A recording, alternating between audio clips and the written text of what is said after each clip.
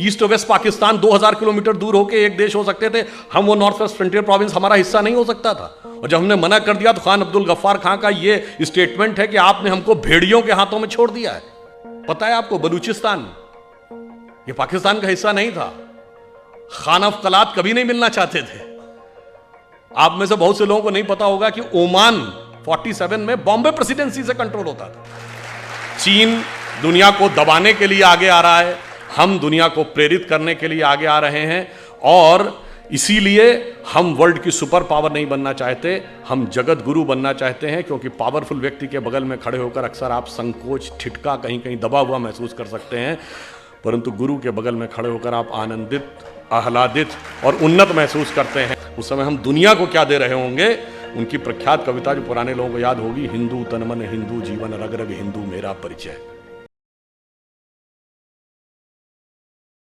मैं बिल्कुल ईमानदारी से कहता हूं, नेहरू जी प्रधानमंत्री बने, उन्होंने कई अच्छे कार्य भी किए। आईआईटीज बनी, एम्स बना, राउरकेला बोकारो के स्टील प्लांट्स बने, भाखरा नंगल डैम बना, मगर कुछ ऐसे काम भी किए।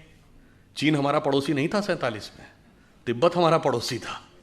तिब्बत चीन का है कोई मानने को तैयार नहीं था, मगर बांडुंग कॉन्फ्रेंस में जाके आपने मनवा दिया, और उसके बाद तिब्बत ही नहीं, वो तो एक्साई चीन तक आ गया। तो जो गलती है वह भी मानना होगा। आपको पता है, नॉर्थ वेस्ट फ्रंटियर प्रोविंस जो आजकल खैबर पख्तूनवा है, फाटा का इलाका, वहां मुस्लिम लीग नहीं जीती थी, वहां कांग्रेस जीती थी। खान अब्दुल गफ्फार खां मिलना ही नहीं चाहते थे पाकिस्तान से, और उस समय यह स्टैंड लिया गया कि कोई लैंड रूट नहीं तो हम कैसे जुड़ जाएं। ईस्ट और वेस्ट पाकिस्तान 2000 किलोमीटर दूर होकर एक देश हो सकते थे, हम वो नॉर्थ वेस्ट फ्रंटियर प्रोविंस हमारा हिस्सा नहीं हो सकता था। और जब हमने मना कर दिया तो खान अब्दुल गफ्फार खां का यह स्टेटमेंट है कि आपने हमको भेड़ियों के हाथों में छोड़ दिया है। पता है आपको, बलूचिस्तान ये पाकिस्तान का हिस्सा नहीं था। खान ऑफ कलात कभी नहीं मिलना चाहते थे। आप में से बहुत से लोगों को नहीं पता होगा कि ओमान 47 में बॉम्बे प्रेसिडेंसी से कंट्रोल होता था। ओमान हमने कितना छोड़ा है, कितना गंवाया है, सब कुछ गंवाते चले गए। एक बात विचार करिए, हम 2022 में बैठे हैं, जरा 1918 या 19 का 105 साल पहले का भारत छोड़ देखिए। सिर्फ पाकिस्तान बांग्लादेश ही नहीं, अफगानिस्तान बर्मा भी हमारा हिस्सा था। हमने बताया ना, ओमान तक उससे कंट्रोल होता था। तब तक न तिब्बत चीन का हिस्सा था, ना शेंगेन चीन का हिस्सा था, सोवियत संघ का गठन नहीं हुआ था। तो हम सबसे बड़े देश थे।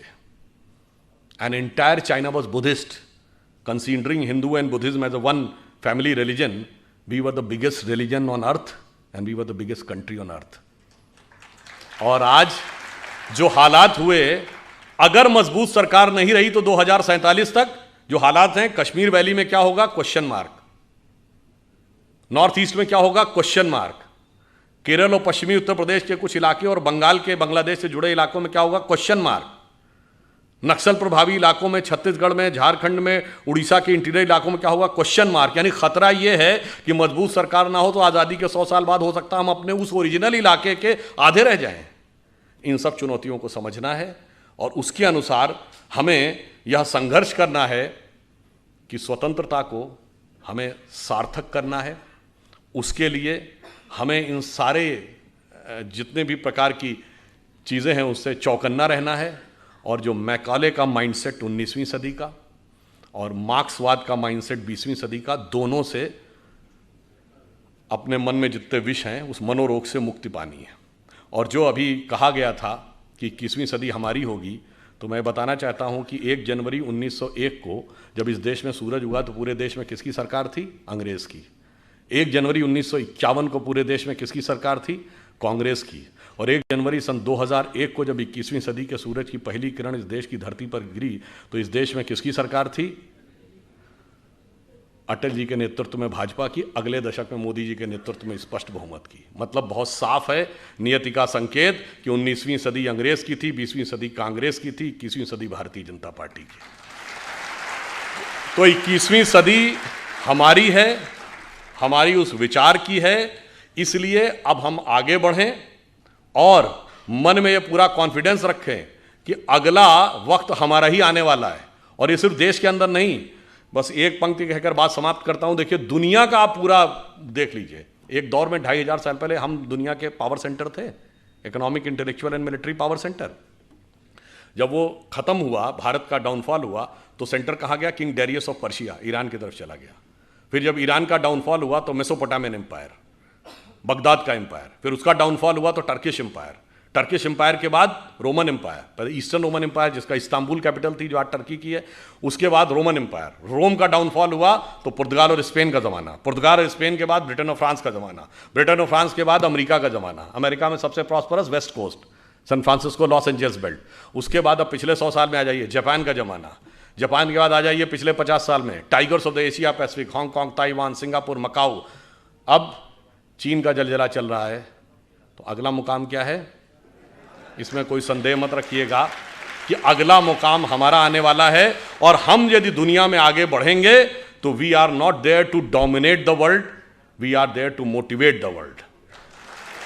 चीन दुनिया को दबाने के लिए आगे आ रहा है, हम दुनिया को प्रेरित करने के लिए आगे आ रहे हैं।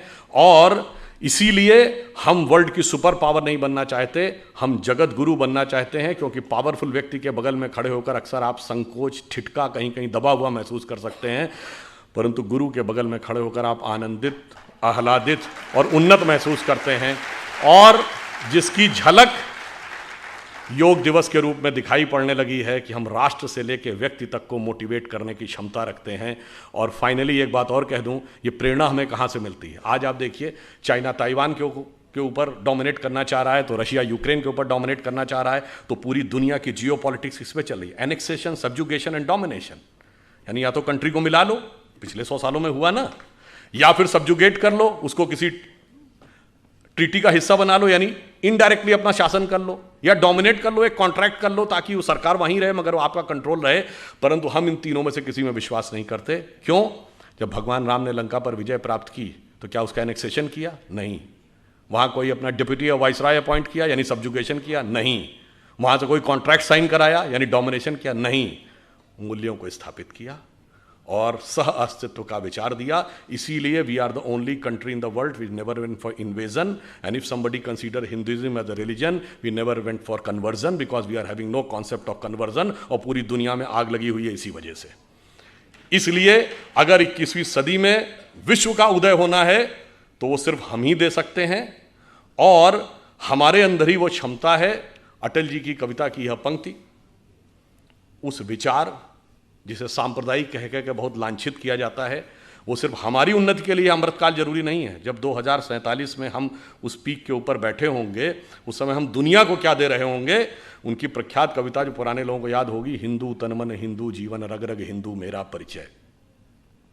तो उन्होंने कहा था कि होकर स्वतंत्र मैंने कब चाहा, मैं कर लूं जग को गुलाम, मैंने तो सदा सिखाया है करना अपने मन को गुलाम। गोपाल राम के नामों पर कब मैंने अत्याचार किया, कब दुनिया को हिंदू करने घर घर में नरसंहार किया।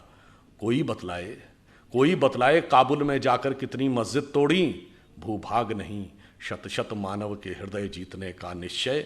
हिंदू तन मन हिंदू जीवन, रग रग हिंदू मेरा परिचय।